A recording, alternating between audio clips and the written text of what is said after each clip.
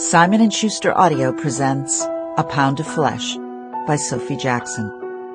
Read by Grace Grant.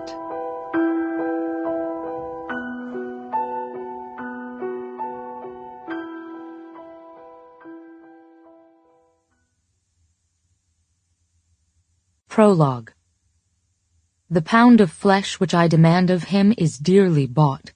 'Tis mine, and I will have it. The Merchant of Venice, Act 4, Scene 1. The hurried sound of their feet on the sidewalk matched the frantic pace of her heart, while her father's grip on her hand was almost painful.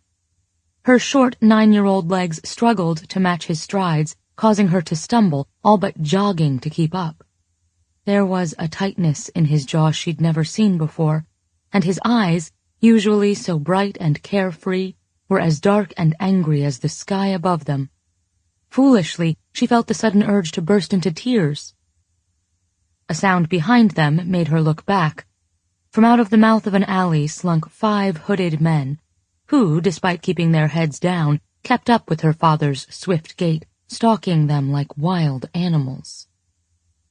Her father may have uttered words of comfort, words to soothe the fear that crept across her neck, but they were eaten up by the sidewalk when something hard and fast came from behind them, sending her father sprawling, taking her down with him. Disoriented, with knees that burned from skidding across the concrete, she looked up and screamed as a baseball bat connected with her father's back, twice, conjuring sickeningly dull thuds from his body. She didn't see the direction from which the hand came that struck her hard across the face, sending her tumbling over the curb and into the street, stars dancing in her vision and her father's furious bellow ringing in her ears.